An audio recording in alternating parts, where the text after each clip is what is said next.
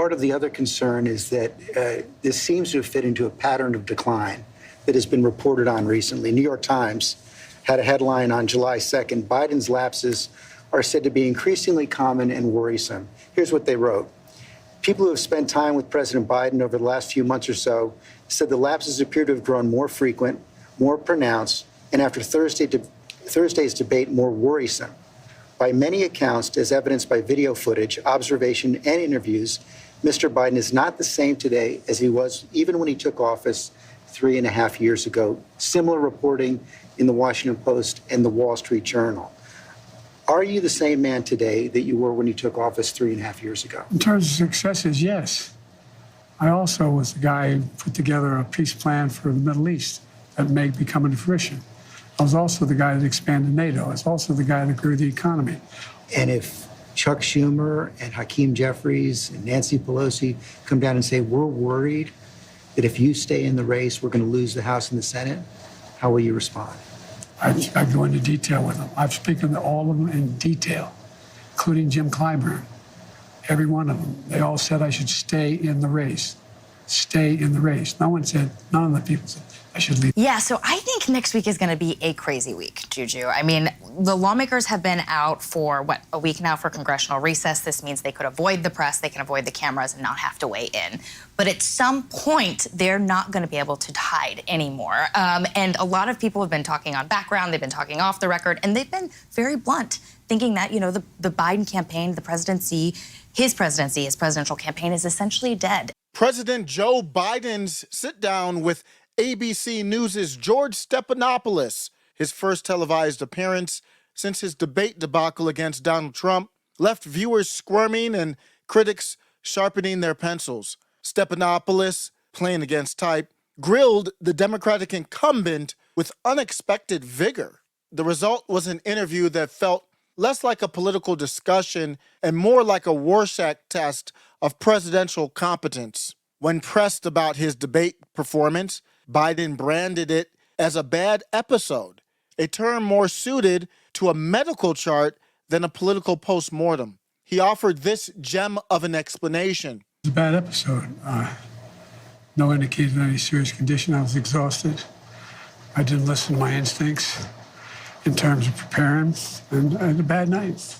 One might wonder if preparance is a word born of exhaustion or a Freudian slip revealing deeper issues. Biden's physical presence during the interview became a subject of scrutiny. His orange spray tan, his voice strained and reedy, coupled with a demeanor that oscillated between forced conviviality and visible discomfort, painted a picture of a man at odds with his own image. Throughout the interview, Biden made assertions that seemed to exist in a parallel universe. He spoke of a Middle East peace plan that may be coming to fruition, a statement that might surprise those living in our current geopolitical reality. His insistence that he has united the country was equally perplexing. Part of it is what I said when I ran was I wanted to do three things: restore some decency to the office, restore some support for the middle class instead of trickle-down economics built from the middle out and the bottom up, the way the wealthy still do fine, everyone does better, and unite the country. One might argue that the only unity achieved has been in the collective raising of eyebrows across the political spectrum. In a moment of unintentional comedy, Biden attempted to play the numbers game with Stephanopoulos. When asked about his plan to turn the campaign around, Biden boasted, What's your plan to turn the campaign around? You saw it today. How many people do you draw crowds like I drew today? You find me any more enthusiastic than today? Huh? You saw it today. How many? Question mark? We honestly don't know what he meant or said. I mean, I don't think you want to play the crowd game. Donald Trump can draw big crowds. There's no question about that. He can draw a big crowd, but what does he say? Who's he have? I'm the guy supposedly in trouble. We raised $38 million within 4 days after this. We have over 1 million individual contributors. Less than $200. I've not seen what you're proposing. Biden's bewildered response? Who's he have? It seems the president might need a refresher on his opponent's rallying capabilities. Donald Trump's only been around since the summer of 2015 and has been drawing crazy crowds ever since for 9 years straight. But of course, Biden got 81 million votes in 2020. The interview's pièce de résistance came when the topic of cognitive fitness arose. Biden's response to questions about undergoing tests was a masterclass in circular logic. No, no one said I had to.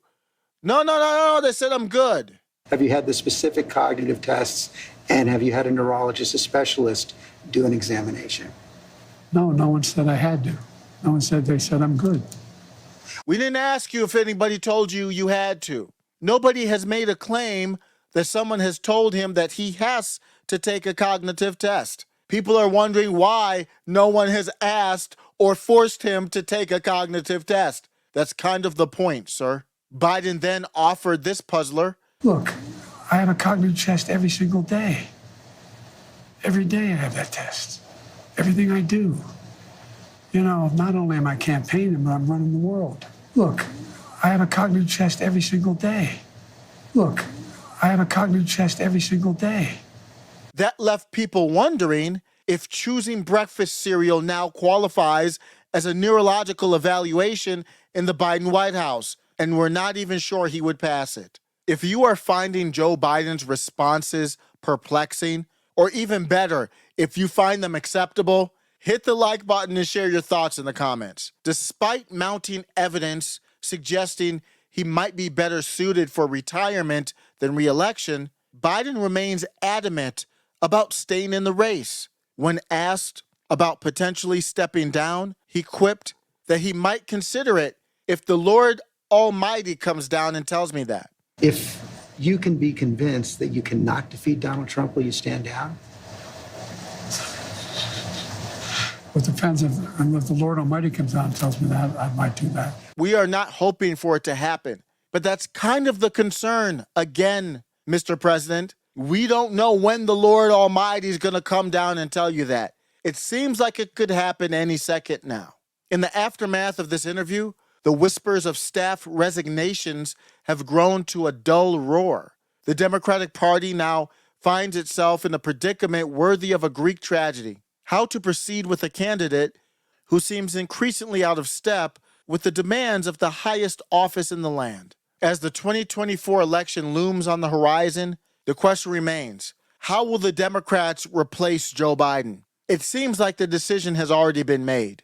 And the longer it drags out, the more difficult it's going to be. All right, Democrats are jumping out of the window. What are you thinking?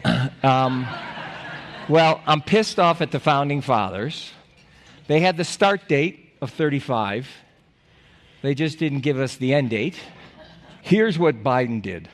He said he was going to run for one term, and he's doing it to restore democracy. He now runs for a second term. First bit of malarkey, as he would say. Then he says that this is for it's a quintessential thought about saving democracy, and it's so important, etc. His cohorts have told us that he's healthy for over a year. And I think it was 2 weeks ago, there was an article in the Wall Street Journal. And I had a father who died at 92, but at 81, I took away his car. And it's a very simple test for me. If you were driving from downtown Beverly Hills to Malibu, would you want Biden to do it at night? Would you want Trump to do it at night? Or want neither? If the answer is neither, you cannot have them running a $27 trillion company called the United States. Okay. And then we sat in a situation where he went to France for the 80th anniversary and talked about the sacrifice that those soldiers made for us. The coming days may prove to be a watershed moment in American political history. If you made it this far, you're clearly invested in the future of American politics. Don't forget to subscribe for more analysis and let us know in the comments. Is Joe Biden fit for another term, another 4 years? Or is it time for the Democrats to cut their losses? Middle MAGA.